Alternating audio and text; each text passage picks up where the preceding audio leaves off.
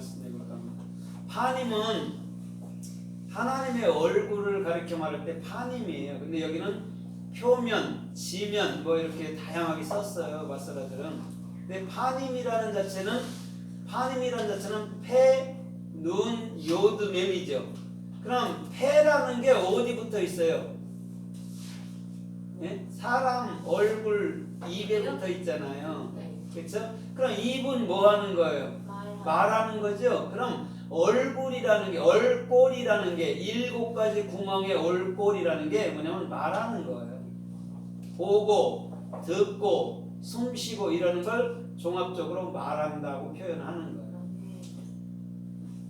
그래서 사람의 얼굴에는 7구멍이 있는 거죠.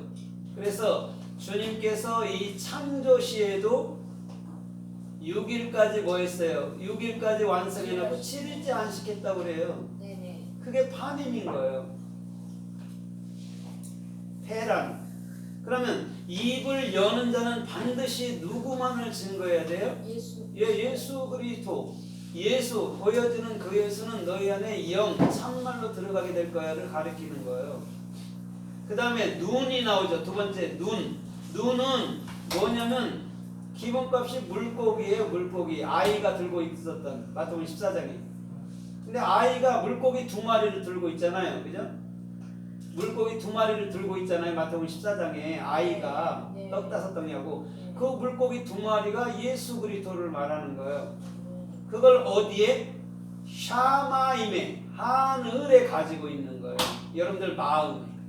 그걸 눈이라고 얘기해요. 그래서 눈은 저와 여러분들 마음 안에 정확히 예수는 그리스도로 규정되는 것을 눈이라고 얘기를 해요.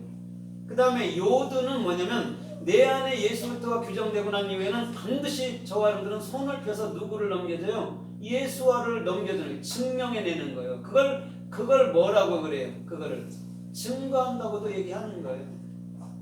손을 펴서 증명해낸단 말이에요. 예수를. 그 다음에 맴은 뭐예요? 맴은 네? 진리의 사역.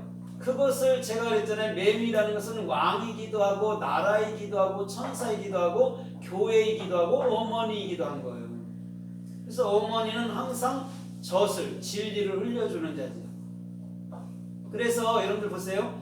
오전에도 잠깐 설명했듯이 엄마가 아이를 키우고 아이가 엄마를 키우는 거예요. 엄마만 아이 키우는 게 아니에요. 아이가 엄마를 키운다니까요. 그게 하나님의 법칙이란 말이에요. 그러면 이렇게 보고 잠깐 설명해 볼게요. 지금 1장 2절에서는 뭐냐면 땅이 혼돈하고 공허하며 어둠은 깊음의 표면들에 있고 이렇게 말하잖아요. 오늘 표면에 대해서 말하는데 먼저 2절에도 아래치가 나온단 말입니다.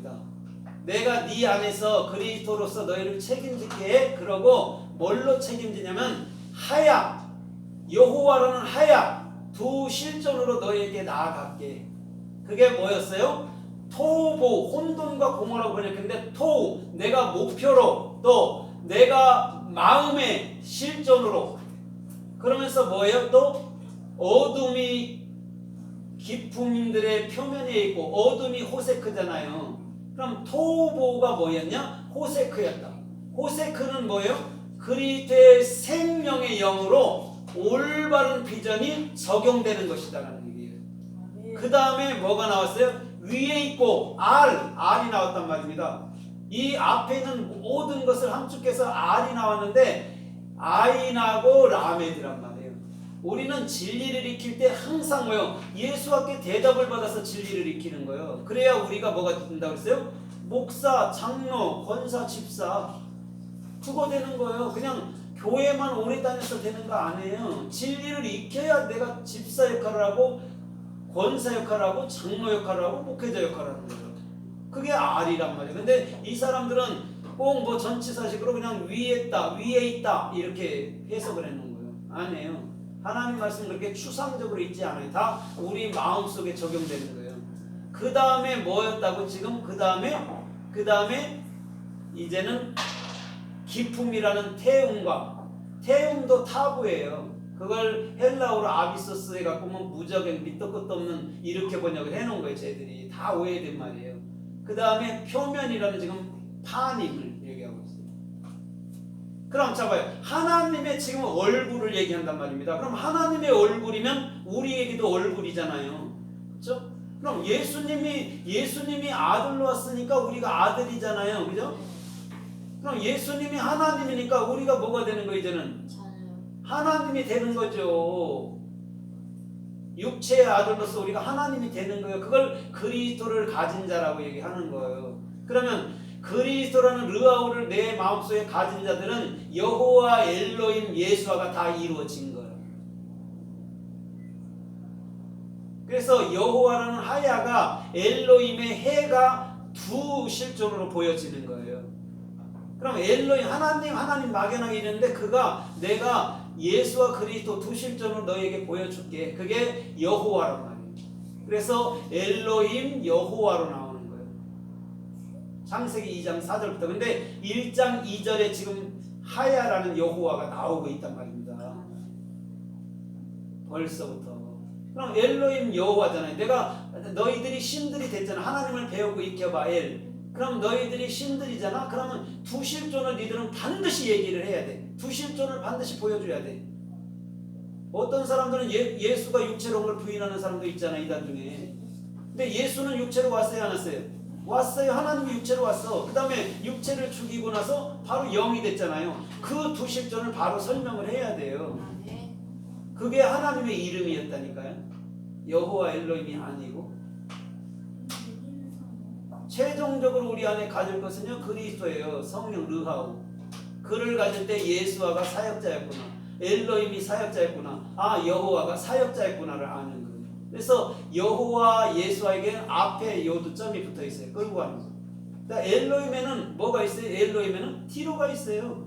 요드mem이 완성되어 있는 상태예요. 그럼 신들이라고 복수로 말하는 거냐 완성되어 있는 상태예요. 어떻게 완성되냐? 엘이라는 알렉과 라메들을 익혀 하나님을 익혀버리면 거기서 완성이 되는 거예요. 그래서 요두가 티로가 붙어 있는 거예요. 근데 예수와는 앞에 끌고 가잖아요. 왜? 앞에 끌고 가서 미리 죽잖아요. 여호와도 요두가 앞에 붙어 있단 말이에요. 끌고 가잖아요. 그럼 누굴 먼저 죽여요? 앞에 실존 예수를 죽이잖아요. 그 다음에 두 번째 실존 그리스도를 그대로 받는 거예요. 예수가 죽었을 때 바로 그리스도를 우리는 받는 거예요. 그러면 이렇게 보세요. 가룟 유다가 나쁜 사람이 아니고 그 떡을 먹었단 말이에요. 바사르를. 그러놓고 난 다음에 누굴 넘겨줘요? 예수를 넘겨요. 왜? 예수가 내게 필요한 게 아니에요. 가룟 유다는 누가 필요해요? 그리스도가 필요한 거예요. 그래서 예수님이 나는 유다 지파로 갈 거라고 그런 거예요. 근데 그 오해된 말씀이 가룟 유다가 예수님을 팔았대라고 사람들이 그 해석을 해놓은 거예요. 다른 제자에게 안 찍어주잖아요. 가룟 유다에게 찍어주잖아요. 예수님이. 그래갖고 그가 먹고 나서 예수를 팔아버리는 거예요. 저와 여러분도 마찬가지예요. 예수를 끌어안고 있으면 안 돼요. 그죠? 육체 예수를 팔아야 돼요. 그래야 그의 참 모습인 영이 내게로 오는 거예요. 그게 복음이에요. 그래서 구약 성경에도 요셉을 통해서 유다가 나오고 신약 성경에서도 요셉의 아들로 왔잖아요. 예수님이. 그죠? 그래놓고 유다가 예수님을 팔아버리는 거예요. 구약과 신약이 똑같은 복음의 형상이란 말입니다. 그러면 성경이라는 자체가 한 가지 단추를 잘 끼면 다 해석되지만 한 가지 단추를 잘못 끼면 다 어그러지는 거예요. 그래서 원죄든 자범죄든 이 귀신들이 이상한 것들이 나타난 거예요. 그런 것들을 종합해서 완벽하게 해결할 것은 그죠? 정확한 자음 안에서 하나님은 선악이 없다는 것을 인정해야 돼요. 그래야지만이 내가 하나님을 바로 볼 수 있고 성경을 바로 볼 수 있는 거예요. 그래서 예수님이 육체로 죽은 거예요. 나까지도 십자가에서 죽어야 돼. 그래야 너희가 참 하나님, 영인 선하시고 의로우신 참 하나님을 너희가 볼 수 있다라는 것을 얘기해 주는 거예요. 그러면 오늘 보세요. 오늘 이 파님이라는 하나님의 얼굴은 반드시 저와 여러분들 안에서 발견되는 것인 줄 믿습니다. 그래서 이 육체가 뭐라 했어요? 제가 복음이에요. 이거 없으면 예수 못 준 거예요. 맛있는 것도 못 먹는단 말입니다. 그런데 그 얼굴에 이 동그라미 하나님의 사랑의 7꼴로 나타나는 게 그게 얼굴이에요. 7꼴이 나타났다 해서 얼굴이에요. 얼꼴이에요. 원래는 얼꼴. 그리고 각자가 입이 생겨나고 귀가 생겨나고 코가 생겨나고 눈이 생겨나는데 구멍이 7개 들어가는 거예요. 그럼 이 통칭적인 것을 뭘 하냐고 그러면 이걸 얼꼴이라고 했는데 얼꼴이라는 것은 반드시 말을 하는 자라는 거예요. 그래서 하나님이 어떻게 생겼어요? 어디 있어요? 그 영이. 말을 하니까 하나님이 있는 거예요. 그렇죠? 그래갖고 하나님이 말을 딱 떨어뜨려 준 거란 말입니다. 이 문자를. 근데 이 문자가 어디 있었어요? 하나님 마음에. 마음에 이 말이라는 게 입을 통해서 떨어졌을 때 이게 성경이 된 거예요. 아멘. 그럼 이 활자식으로 있는 것이 이게 성경이 아닌 거예요. 이 뜻이 어디로? 우리 신비 가운데로 떨어져서 30배, 60배, 100배의 결실을 맺는. 그래서 이삭이 그의 농사를 짓고 100배의 소유를 더했더라 이렇게 말합니다. 창세기 26절. 그 얘기예요. 100마리에서 하나 잃었을 때 찾잖아요. 그게 100이에요. 완성으로서의 그것. 성경은 다 그걸 얘기한단 말입니다. 그래서 이 얼굴이 제 기능을 하게 되려면 하나님의 참말을 가져야 되는 거예요. 그렇죠? 그럼 참말을 모르면 벙어리. 눈봉사예요. 기머거니.